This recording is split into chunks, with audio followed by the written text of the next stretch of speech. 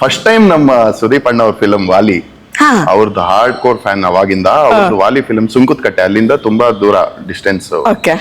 ವಾಲಿ last day show ನೋಡ್ಲೇಬೇಕು.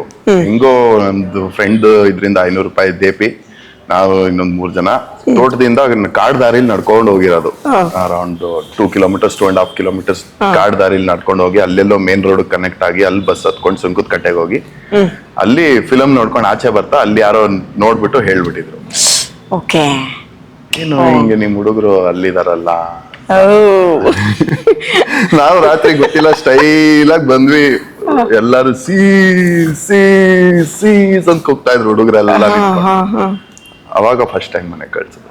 ವಾಲಿ cinema ಇಂದ first time ಮನೆಗೆ ಹೋಗಿರೋದು, ಈ ಇನ್ಸಿಡೆಂಟ್ ಸೆಕೆಂಡ್ ಟೈಮ್ ಮನೆಗೆ ಹೋಗಿರೋದು. ಸೂಪರ್. ಸುದೀಪ್ ಸರ್ಗೆ ಅವಾಗಿಂದ ಫ್ಯಾನ್ ಹಂಗಾದ್ರೆ ನೀವು? ಹಾರ್ಡ್ ಕೋರ್ ಸ್ಕೂಲ್ ಡೇಸ್ ಇಂದ. ಫಸ್ಟ್ ಯಾವಾಗ ನೋಡಿದ್ ಸುದೀಪ್ ಸರ್ನ?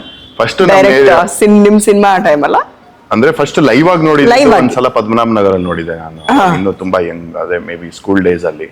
ಆಮೇಲೆ ಒಂದ್ಸಲ ಥಿಯೇಟರ್ಗೆ ವಿಸಿಟ್ ಹೋದಾಗ ನಮ್ಮ ಪ್ರತ್ಯರ್ಥನೋ ಅಥವಾ ತಾಯಿಯವನೋ ಅದೇ ಹುಚ್ಚಾಕಿಂತ ಮುಂಚೆ ಫಿಲ್ಮ್ಗೆ ಶಿವಮೊಗ್ಗ ಸೈಡ್ ಒಂದ್ಸಲ ನೋಡಿದ್ದೆ ಅವಾಗ ಒಬ್ರ ಜೊತೆ ಹೋದಾಗ.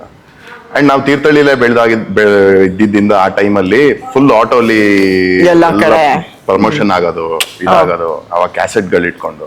ಆಮೇಲೆ ಅವಾಗಿಂದಾನೇ ಒಂಥರ ಹೆವಿ ಕ್ರೇಜ್ ಇತ್ತು ನನಗೆ. ಮತ್ತೆ ಡೈರೆಕ್ಟ್ ಮೀಟ್ ಮಾಡಿದ್ದೆ ಅವಾಗ? ಇಂಟರಾಕ್ಷನ್ ಡೈರೆಕ್ಟ್ ಮೀಟ್ ಮಾಡಿದ್ದು ಇಂಟ್ರಾಕ್ಷನ್ ಫಸ್ಟ್ ರಾಜ್ ಕಪ್ ಅನ್ಸುತ್ತೆ, ಜೋಶ್ ಆಗಿ ಫಸ್ಟ್ ರಾಜ್ ಕಪ್ ಅಲ್ಲಿ ಹುಬ್ಳಿಲಿ ಮೀಟ್ ಮಾಡಿದ್ದೆ, ದಾವಣಗೆರೆಯಲ್ಲಿ. ಏನಿತ್ತು ಕಾನ್ವರ್ಸೇಷನ್, ಏನಾದ್ರು ನೆನಪಿದ್ಯಾ? ನಾನ್ ತಲೆ ತಿಂದ್ಬಿಟ್ಟೆ ಅನ್ಸತ್ ಹೋಗಿ ಚೆನ್ನಾಗಿ ಇರಂಗೆ. ಅಂದ್ರೆ ಅವಾಗ ಒಂದ್ ಸ್ವಲ್ಪ ಹಾಕೊಂಡ್ಬಿಟ್ಟಿದ್ದೆ ನಾನು ಎಕ್ಸೈಟ್ಮೆಂಟ್ ಅಲ್ಲಿ. ನಾನು ಲೈಫ್ ಅಲ್ಲಿ ಒಂದ್ಸಲ ಅವ್ರನ್ನ ಮೀಟ್ ಮಾಡ್ಬೇಕು. ನಾನು ಆಕ್ಚುಲಿ ಸಿನಿಮಾ ಫೀಲ್ಡ್ ಹೋದ್ರೆ ಅವ್ರನ್ನೆಲ್ಲ ಫ್ರೆಂಡ್ ಆಗ್ಬೋದಲ್ವಾ, ಸಿನಿಮಾ ಫೀಲ್ಡ್ ಹೋಗ್ಬೇಕು ಅನ್ನೋ ತರ ಎಲ್ಲ ಕನ್ಸ್ಕೊಂಡವನು. ಎದುರುಗಡೆ ಇದಾರಲ್ಲ ಅಂತ ಒಂಥರ ಸ್ಟನ್ ಆಗ್ಬಿಟ್ಟಿದ್ದೆ. ಮೇ ಬಿ ಆ ಗಾಬರಿಗೆ 1-2 ಬಿಯರ್ ಜಾಸ್ತಿ ಕುಡ್ದಿಲ್ಲ.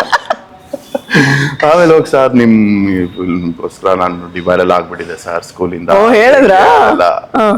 ಹೇಳ್ದೆ. ಅವರು ಅದ್ರು ಮೋಸ್ಟ್ಲಿ ಜಾಸ್ತಿ ತಲೆ ತಿಂದೆ ಅಂತ ಅನ್ಸತ್ತೆ ನಂಗೆ, ಜ್ಞಾಪಕ ಇಲ್ಲ ಜಾಸ್ತಿ. That was the first meeting. ಅದಾದ್ಮೇಲೆ ಏನಂದ್ರೆ ಎಷ್ಟೊಂದು ಇರತ್ತೆ ಫ್ಯಾನ್ ಆಗಿ, ಬಟ್ ಅವ್ರ ಮುಂದೆ ಹೋದಾಗ ಬರಲ್ಲ ಆಚೆ. ಹೌದು, ಅದು ಒಂಥರ you become quiet, you enjoy that moment, that presence ಅಷ್ಟೇ ಆಗ್ಬಿಡತ್ತದು. ಸೊ ಜಾಸ್ತಿ ಹಂಗೆ ಆಗಿದೆ ನನಗೆ. ಮತ್ತೆ ಆಮೇಲೆ ಸಿಗ್ತಾ ಇರ್ತಿದ್ರಿ?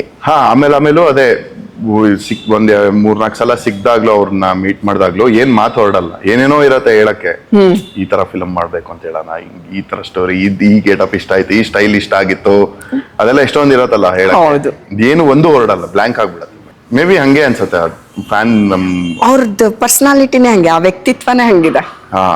ನೀವು ಆರ್ಟಿಸ್ಟ್ ಅಂತ ಸೆಕೆಂಡರಿ ಆರ್ಟಿಸ್ಟ್ ಅನ್ನೋದು, ಅವ್ರ ವ್ಯಕ್ತಿತ್ವನೇ ಹಂಗಿದೆ. ಹೌದು, and is so real, always practical ಆಗಿ, ರಿಯಲ್ ಆಗಿ. ನಿಜ. ಈಗ ಬಿಗ್ ಬಾಸ್ ನ ಒಪ್ಕೊಂಡಿದ್ದು ಸರ್ಗೋಸ್ಕರನ ಹಾಗಾದ್ರೆ?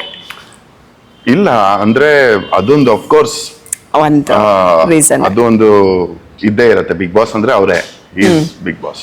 ಬಟ್ ಒಪ್ಕೊಂಡಿದ್ದು ಹಂಗಲ್ಲ. ಆ ಟೈಮಲ್ಲಿ ಬಂತು, ನಂಗೆ ತುಂಬಾ ಟೈಮ್ ಇಂದಾನು ಹೇಳ್ತಾ ಇರೋರು, ನೀನ್ ಬಿಗ್ ಬಾಸ್ ಹೋಗ್ಬೇಕಂತ ನನ್ನ ಫ್ರೆಂಡ್ಸ್ ಫ್ಯಾಮಿಲಿ ಎಲ್ಲ. ನೀನ್ ಪಕ್ಕಾ ಬಿಗ್ ಬಾಸ್ ಕಂಟೆಸ್ಟೆಂಟ್, ನೀನ್ ಹೋಗ್ಬೇಕಂತ. ಬಟ್ ಬಿಗ್ ಬಾಸ್ ಬರೋ ಟೈಮಲ್ಲಿ ಐ ಬಿಕಮ್ ವೆರಿ ರಿಸರ್ವ್ಡ್. ನಾನು ಇನ್ನೂ ತುಂಬಾ ಎಕ್ಸ್ಟ್ರೋವರ್ಟ್ ಇದ್ದೆ, ಸಿಕ್ಕಾಪಟ್ಟೆ ಮಾತಾಡ್ತಾ ಇದ್ದೆ. ಆ ಟೈಮಲ್ಲಿ ಹೋಗಿದ್ದಿದ್ರೆ ಮೇ ಬಿ ಸೀಸನ್ 2 ಸೀಸನ್ 3 ಇನ್ನೊಂದು ರಾಕೇಶ್ನ ನೋಡ್ಬೋದು. But it was nice. ಅಲ್ಲಿ ಹೋದ್ಮೇಲೆ I could open up well ಅಂತ ಬಿಗ್ ಬಾಸ್. ಅದಕ್ಕೆ ನಾ ಹೇಳಿದ್ದು, ಪ್ರತಿ ಸತಿನೂ ಹೊಸ ತರ ಸಿಗ್ತೀರಾ ಅಂತ. ಬಿಗ್ ಬಾಸ್ ಅಲ್ಲೇ ಬೇರೆ ತರ ಸಿಕ್ತೀರಿ ನೀವು ನಮ್ಗೆ, ಎಲ್ಲೂ ರಿಪೀಟ್ ಆಗದೇ ಇಲ್ಲ ನೀವು. ಎಲ್ಲೂ ರಿಪೀಟ್ ಆಗಲ್ಲ, ಚೇಂಜ್ ಆಗ್ತಾ ಇರ್ತೀರಾ. ಅಂಡ್ ಅದು ಗುಡ್ ವೇನಲ್ಲಿ ಚೇಂಜ್ ಆಗ್ತಿರ್ತೀರಾ. ಅಂಡ್ ನಮ್ಗದು ನಮ್ ಕಂಟೆಂಟ್ ಅಂತ ನೋಡೋರ್ಗಂತೂ ಹಬ್ಬ, ಹೊಸ ಕಂಟೆಂಟ್ ಅಂತ.